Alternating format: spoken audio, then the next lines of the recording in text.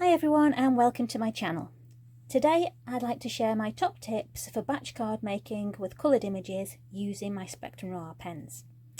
I love colouring and I really enjoy and I'm drawn to colouring cute images. So my first top tip is to pick an image that you love. And you really do want to pick an image that you're going to like colouring, because if you're batch making you're going to be colouring it quite a few times. So I've chosen this one, which is a family photo by Hello Bluebird. It's a great image in its own right, but also quite a simple image for replicating, because you can colour this in a limited colour palette. Here I've got beiges and browns, tones of grey, obviously the red, and some flesh tones. And by having that limited colour palette, one, it works well together, and two, it's easy to colour. So even if you don't want to do lots of shading and blending, you can really get a lovely coloured image without too much effort. So I'll just bring them in, my Spectrum Noir Triblend pens. And I keep them in these Totally Tiffany bags. They work well for me because I like to colour in front of the TV, so I like to have them a bit mobile. So whether you've got them in a racking in your craft room, or whether you like me and got them in bags, whichever way works for you, that's great. So if you've not used the Triblend pens before, they come in 3 tones of a similar colour. So there's a dark, medium and light. They're marked on the pen there, as you can see. And it takes all the thinking out of colouring, because you know that you're going to get a good blend of colours from the darkest to the lightest using just that one pen.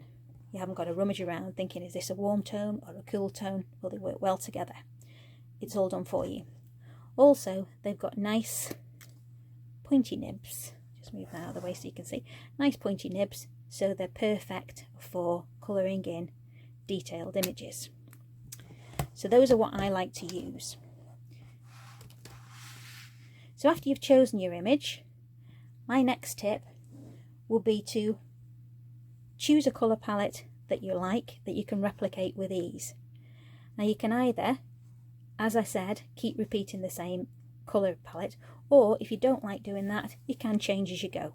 So you can alter up Mrs. Claus's dress, for example, do the reindeer slightly different colour, the scarves different colour. But if you're going for quickness and copying your own images, then I've gone with the same colours each time. Tip 3 would be to choose a simple card base. I've gone for a side fold card here, but to make it different, I've die cut the shape. So I've done 2 die cut scalloped cards, stuck them together just down the side, put a score line there, simply. And that just gives your card a little bit more interest. Then I have simply layered up my papers. So the next tip would be to choose a pattern paper that suits the image you've coloured.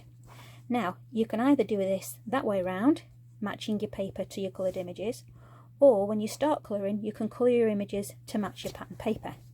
You might have particular papers you want to colour, so you can make your colour scheme fit those papers. I've layered them on simply. And then to add some more interest, I've done another layer, this time another smaller scalloped layer with a layer on top where I've embossed it. I don't know if you can see that there, but that just adds a little bit. You can just see it behind a snowy embossed background. And instead of just adding that on straight, I've added it on at a bit of a quirky angle, and that just adds to your card, adds to the interest. It gives you, when you haven't got a lot of room, it gives you space as well to add other embellishments. That brings us on to our next tip.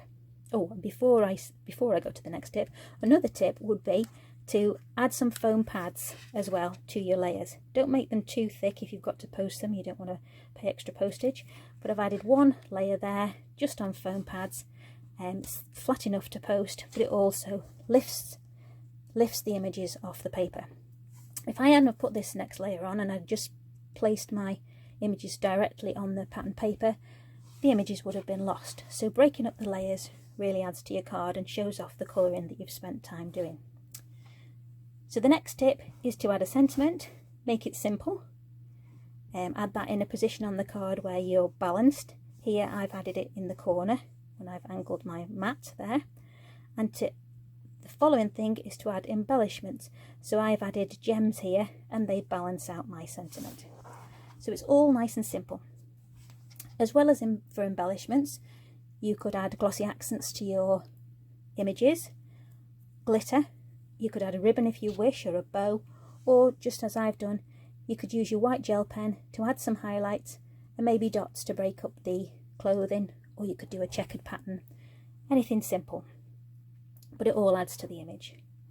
And finally, finish off the inside either with some decoration or make it simple but add a sentiment inside.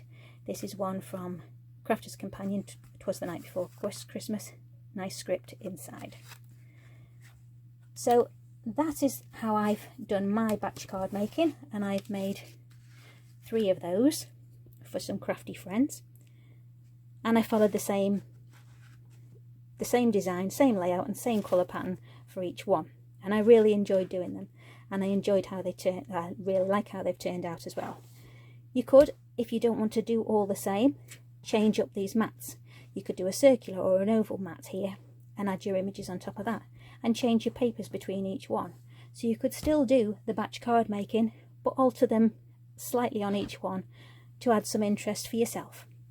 So I hope you've enjoyed my top tips for card making with coloured images and using my Triblends, and I hope you come back and subscribe to my channel, and I'll try to bring out some more videos in the future.